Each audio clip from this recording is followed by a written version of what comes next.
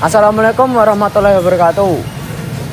Kami berempat sekelompok di sini mendapatkan tugas untuk mewawancarai ketua RT dan ketua RW setempat dan orang tua salah satu dari kelompok kami. Perkenalkan, nama saya Reno Galang Novandika. Tugas saya untuk mewawancarai narasumber. Perkenalkan, nama saya Alif Ginanjar Wibowo. Tugas saya adalah kameramen dan editing. Perkenalkan, nama saya Mustafa Pratama Setiawan. Tugas saya mencatat jawaban narasumber. Perkenalkan, saya Eka Nurul Sujatmano. Saya di sini tugasnya sebagai editing juga. Mari kita lihat kegiatan kita di video ini.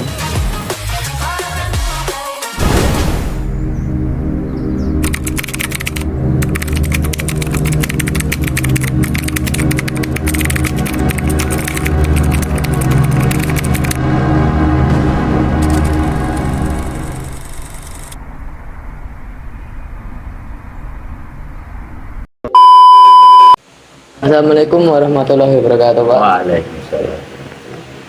Ya, gimana Di? Maaf mengganggu waktunya sebentar ya, Pak. Jadi begini, Pak, kami diberi tugas Bu Guru untuk mewawancarai Bapak sebagai RT. Jika berkenan, boleh ya, Pak? Yang pertama-tama ingin kami tanyakan, siapa nama Bapak? Pak Suparno. Biasa dipanggil? Pak Suparno. Kalau boleh tahu umurnya berapa Bapak sekarang? Sekarang kurang lebih ya sekitar 47. Sekitar 47 ya, Pak. Bapak ini menjadi RT di wilayah mana? Wilayah RT 2, RW 4, Kelurahan Banjarnegara. Sudah berapa lama Bapak tinggal di lingkungan ini ya, Pak? Saya tinggal di Semarang kurang lebih dari sejak tahun 1993. Lama juga ya, Pak? Iya, hampir 30 tahun. 20 tahun Ya. Lama ya, Pak ya? Ya, Kalau menjadi RT di lingkungan ini sudah berapa, Pak? saya sudah 3 periode kurang lebih ya dari tahun 2014 ya kalau nggak salah. 12 kalau nggak 14.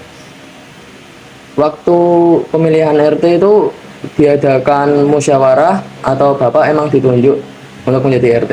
Musyawarah dulu, Musyawarah. terus selanjutnya ya kayak pemilu tapi modelnya tidak ada calon, jadi semua bisa dicalonkan, semua bisa memilih, semua bisa dicalonkan. Itu pemilihan di wilayah. Tugas utama RT itu seperti apa, Pak? Ya, tugas utama itu ya jelas memberi contoh kepada warga, terus kedua melayani masyarakat, ya istilahnya kita memberi suri teladan yang baik. Sebagai contoh yang baik. Ya, Ini Bapak sekarang menjadi kota RT berapa, Pak? RT 2 RW 4 Kelurahan Banjarnegara, Kecamatan Semarang Utara. Di RT ini jumlah kakak di sini berapa, Pak? Jumlah kakak di RT 2 RW 4 ada sekitar 53 kakak. 53 kakak. Ya. Setahu Bapak, rata-rata tingkat pendidikan masyarakat di sini itu apa ya, Pak? Pendidikan di wilayah RT 2 RW 4 ya rata-rata hampir kurang lebih ya setara SMA. Ya, SMA rata-rata SMA sampai kuliah. SMA sampai kuliah. Ya. Di masyarakat sini itu kegiatan rutin setiap bulannya itu ada apa aja, Pak? Kalau bapak-bapak yang jelas rutin pertemuan setiap bulan. Harisan gitu, Pak. Ya, sama juga seperti ibu-ibu. Ibu juga 1 bulan sekali. Cuma kegiatan banyak itu dari ibu-ibu, dari posyandu dan lain-lain itu banyak itu. Banyak itu. Keterlibatan masyarakat di sini itu gimana ya, Pak ya? Maksudnya seperti gotong royong, arisan itu gimana? Ya mendukung dalam arti siap dan sebenarnya sama-sama bekerja sama. Alhamdulillah warga kita juga manut, istilahnya kita atur itu manut dan misalkan ada arisan itu hampir 90% datang, hampir 90%, 95% itu datang semua. Kalau kegiatan-kegiatan di lingkungan sini itu bisa dikatakan positif atau kebalikannya malah negatif, Pak? Kalau kegiatan banyak yang positif. Positif, alhamdulillah ya, Pak ya. Ya. Yang terakhir nih, Pak, Ya. pesan Bapak untuk masyarakat di sini dan kedepannya itu apa, Pak? Ya, pesan mas kepada masyarakat ya, kita selalu berbuat positif, menjaga lingkungan agar tetap aman dan terkendali, itu akan menjadi suatu wadah masyarakat yang aman, tertib, dan insya Allah akan menjadi masyarakat yang tertib. Intinya berarti selalu melakukan hal-hal yang baik ya, Pak? Iya. Mungkin hanya segitu, Pak, Ya. pertanyaan dari kami. Maaf telah mengganggu waktunya. Ya. Terima kasih Terima kasih untuk mau diwawancarai. Wassalamualaikum warahmatullahi wabarakatuh.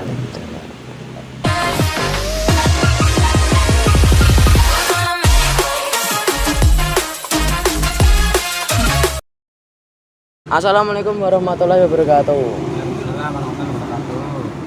Maaf mengganggu waktunya sebentar ya, Pak. Ya, nggak apa-apa. Jadi begini, Pak, kami diberi tugas oleh ibu guru untuk mewawancarai orang tuanya Tama. Ya, Boleh diwawancarai nggak, Pak? ya. Boleh. Kalau itu masih bebas dan tidak menaik unsur yang lebih pribadi nggak masalah. Terserah. Soal yang diwawancarai soal pekerjaan atau keseharian itu masih bisa kita kasih tahu wawancaranya. Tapi kalau sudah kepribadi banget mungkin ya itu privasi gitu aja. Yang pertama-tama nih, kalau boleh tahu nama bapaknya siapa? Andi Prayitno. Pak Haji Prayitno. Ya, Bisa dipanggil siapa, Pak? Andi. Haji. Andi. Lahir tahun berapa, Pak? Lahir tahun 80. Lahir 1980. Tanggalnya 25. Bulannya bulan Juli. lahir di mana, Pak? Lahir di Magelang. Di Magelang. Magelang. Kalau boleh tahu, Bapak menjadi kepala keluarga dengan anak berapa, Pak? Kalau saat ini dengan anak 4. Itu laki atau perempuan? Lakinya 3, perempuannya 1. Yang bocor itu yang paling apa ya? Yang paling buncit itu yang cewek. Ceweknya itu cewek kelas 3 SD. Kalau boleh tahu nih, tahun berapa dan pendidikan terakhir apa yang Bapak lakukan? Kalau itu kan kita tinggal itu ya, kalau dulu masih kalau soal sekolah pendidikan yang saya ambil terakhir itu sampai sekolah dasar jujur gitu, nggak saya tutupin sekolah dasar itu karena dulu faktor ekonomi orang tua kan ya namanya zaman dulu seperti itulah ya,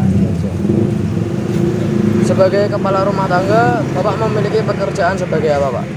ya kita tuh pekerjaan nggak tetap, dimana kita yang penting ada hasil dan kita hasilnya berapa kita syukuri. Kalau saat ini kita masih jaga waringan penyetan, kadang ya kita juga bisa ikut waringan juga, dimana kita lakukan lah ini. Ini kan Bapak jualan ya? Ya, Hasil dari penghasilan jualannya itu bisa cukup untuk keluarga tidak, Pak? ya kalau dibilang nggak cukup ya nggak cukup, tapi ya kita kan kembali saja, kita kembalikan ke yang maha kuasa. Yang maha kuasa itu Allah kan, itu yang memberikan kecukupan dan ketidakan rasa bersyukur kita.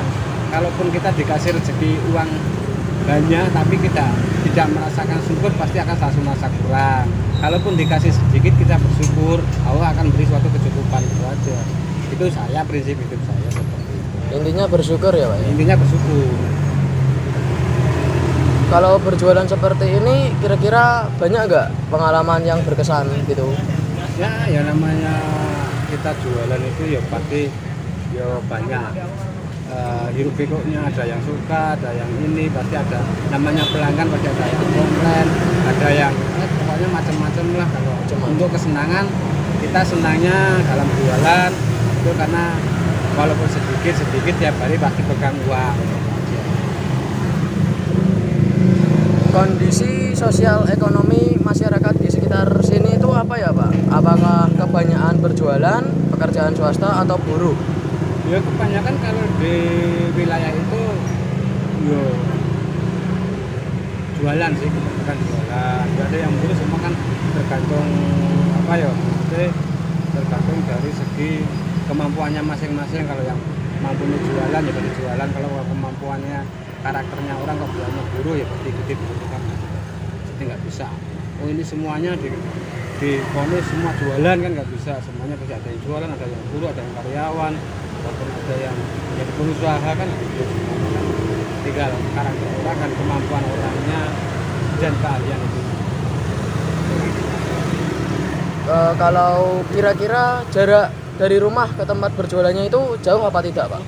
Ya kalau dibilang jauh ya enggak, kalau enggak dibilang jauh ya jauh, karena kan kira-kira kita kerja jarak dari rumah sampai ke tempat kerja, tempat kita jualan ini paling tidak ya sekitar 7 sampai 8 kiloan ya benar.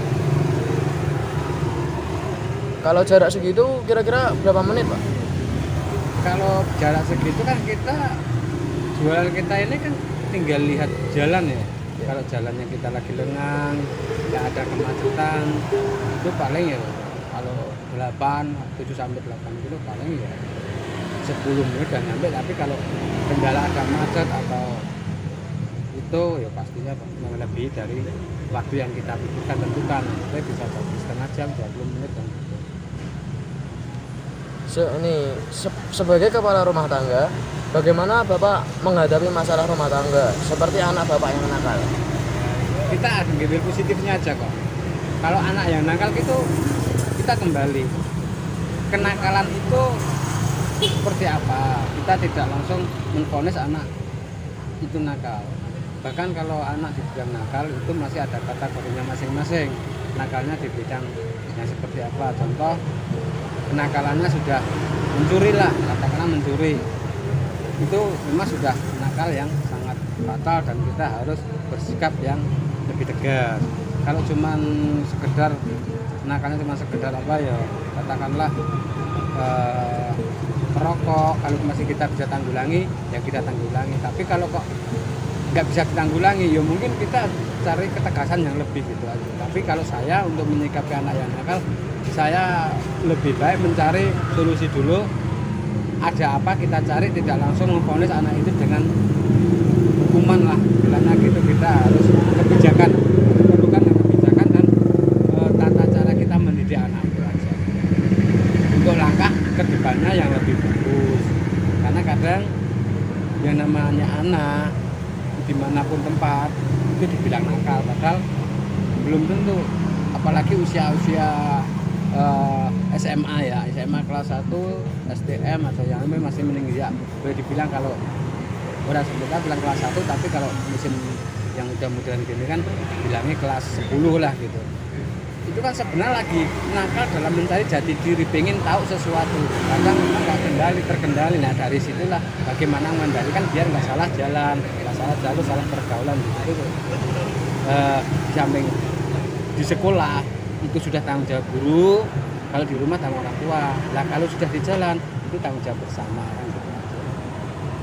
Ini yang terakhir nih ya Pak. Nasihat apa yang ingin Bapak ungkapkan kepada remaja-remaja seperti kami? Itu apa Pak? Kalau saya punya nasihat itu nggak usah ini ya. Nasihat itu jadilah pemuda dan pemudi yang berkesinambungan. Dalam arti berkesinambungan, maju dan tidaknya negara, sebuah negara, peraturan negara, peranata negara ataupun keutuhan negara itu tergantung kepada generasi penerus, pemuda, pemudi atau remajanya. Tapi kalaupun remaja itu sudah enggak punya jiwa membangun, katakanlah pergaulan sudah bebas, sudah miras, sudah seperti itu, sudah kena narkoba, gimana anak-anak remaja saat ini bahkan saat ini bisa membangun negara, keutuhan negara. Maka dari sana cuman titip pesan buat anak-anak semua, tetaplah menjadi garda terdepan untuk membangun negara demi keutuhan negara Republik Indonesia. Biar tidak terpecah belah gitu aja. Mungkin segitu aja pertanyaan dari kami. Ya. Maaf kalau mengganggu waktunya dan terima kasih karena sudah mau diwawancara ya Pak ya. Iya. Wassalamualaikum warahmatullahi wabarakatuh. Waalaikumsalam warahmatullahi wabarakatuh. Ya, sukses semuanya. Assalamualaikum warahmatullahi wabarakatuh. Waalaikumsalam warahmatullahi wabarakatuh. Maaf mengganggu waktunya sebentar ya Pak. Ya, Kami diberi tugas dari Ibu Guru untuk mewawancarai Bapak sebagai RW. oke. Kalau boleh tahu siapa nama Bapak? Nama lengkap saya Sulani Rianto, Biasa dipanggil Bapak Pak Rianto. Pak Rianto. Ya. Berapa umur Bapak sekarang? Sampai sehingga sekarang umur kami adalah 69 tahun. Kelahiran 54 2 Agustus 1954. Jadi dengan kita global dengan tahun sekian saya sudah usia 69 tahun. Apakah Bapak asli dari sini atau pendatang Pak? Saya asli sejak lahir di Kelurahan Bongsari. Tempat saya adalah di Kampung Karangsawu. Pada saat itu masih belum RW, tapi pada saat itu masih wilayah RK. Sekitar tahun 54 itu. Sebelum menjabat sebagai RW, apakah Bapak pernah ikut ke organisasi yang di lingkungan Bapak? Pernah saya ikut ke organisasian sebelum jadi RW. Saya ikut di Karang Taruna sebagai ketua Karang Taruna. Setelah itu saya juga ikut terlibat di dalam keanggotaan ketua RT.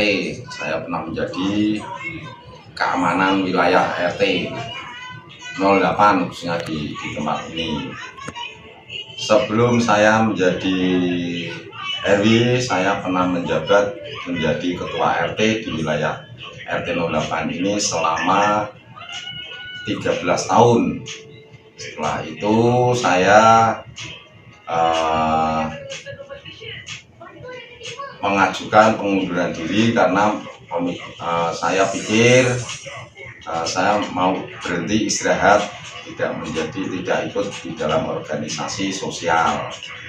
Tapi pada saat itu kami tidak tahu bahwa kami dapat undangan untuk pertemuan di RW.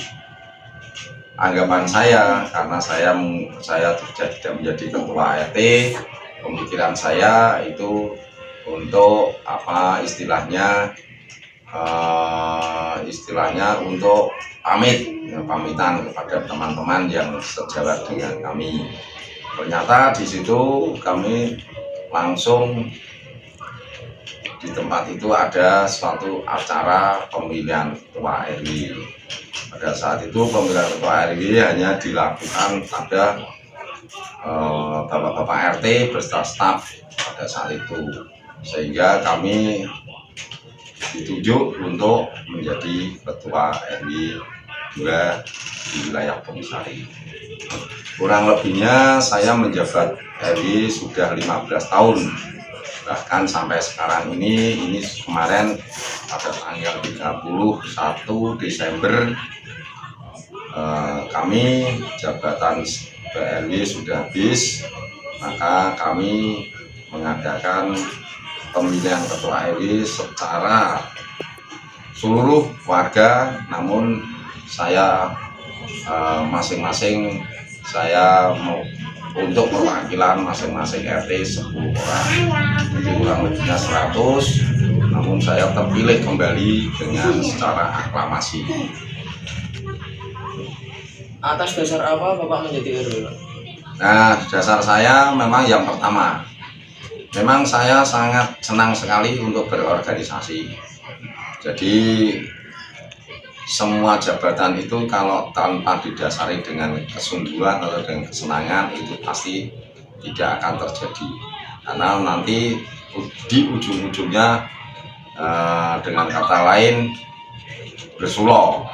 Tapi kalau sudah kita dasari dulu, kita ada niat ingin mengajukan diri sesuai dengan kemampuan dan kepandaian kami, maka itu yang menjadi kami untuk motivasi untuk menjadi semangat untuk jadi RW.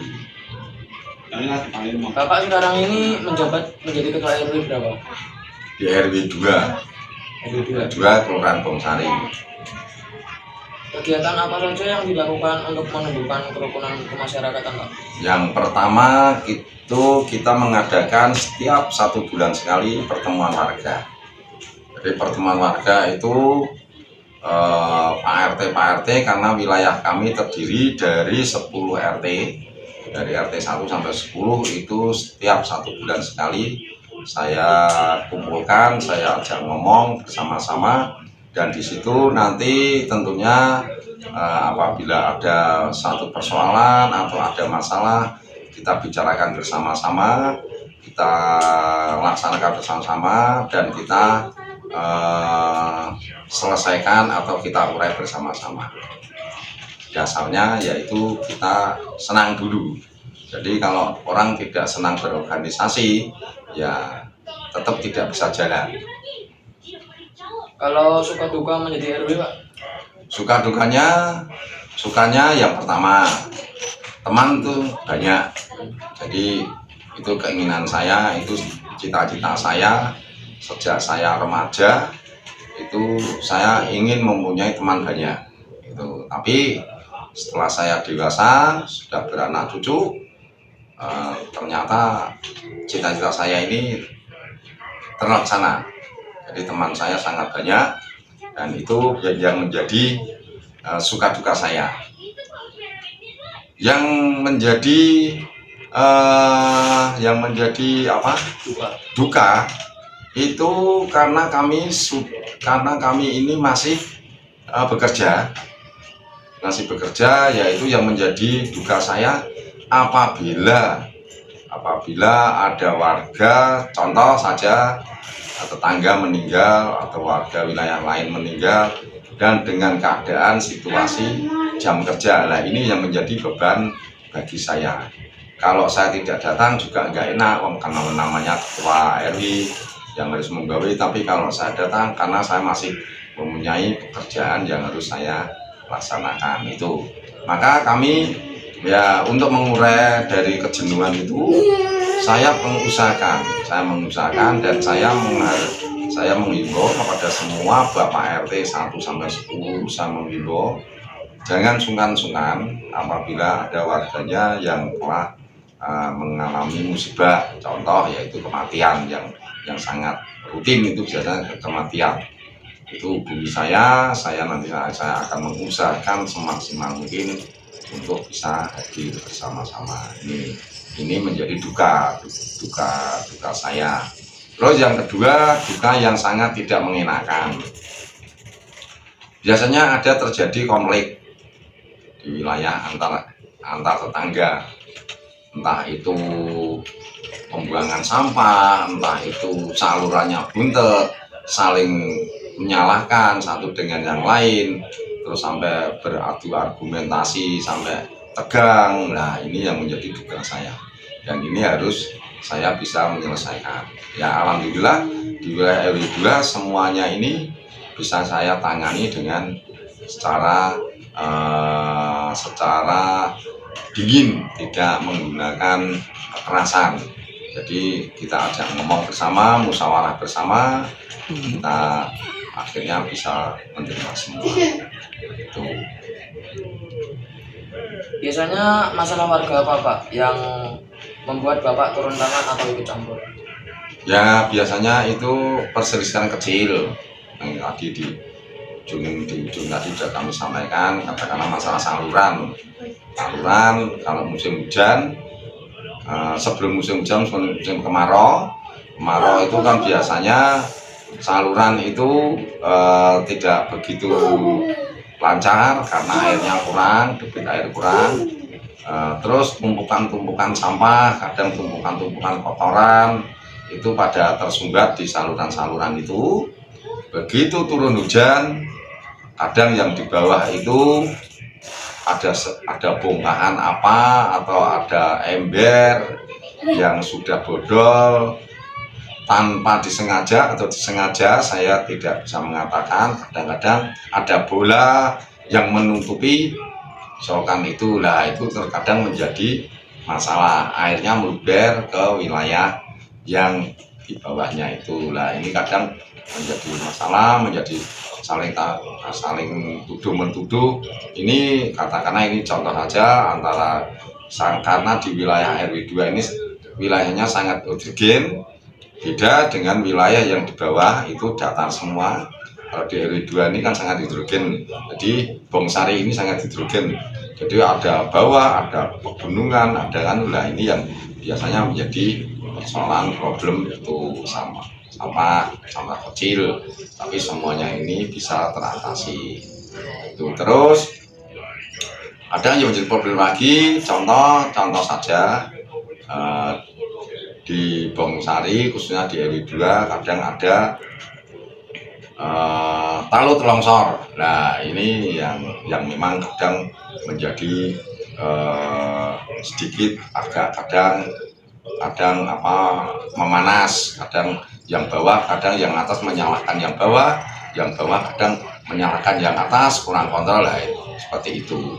Tapi semuanya itu bisa teratasi. Contoh itu di wilayah RT 2 pada saat itu memang tebingnya itu sangat tinggi, sangat curam, dan pada saat itu saya ajukan ke Musebang. Pada sebelum saya ajukan Musebang, tentunya warga saya kumpulkan, setelah saya kumpulkan sepakat untuk dibangun, tapi tiba-tiba suatu saat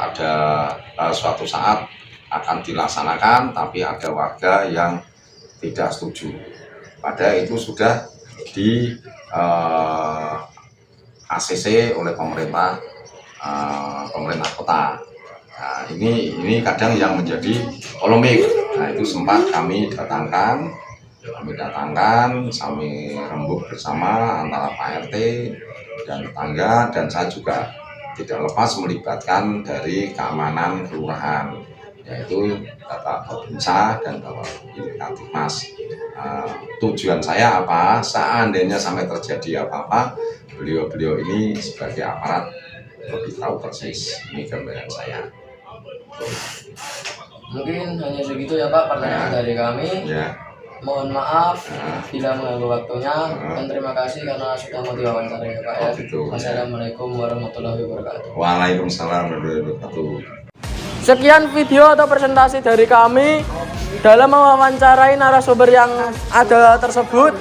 Terima kasih sudah menonton. Wassalamualaikum warahmatullahi wabarakatuh.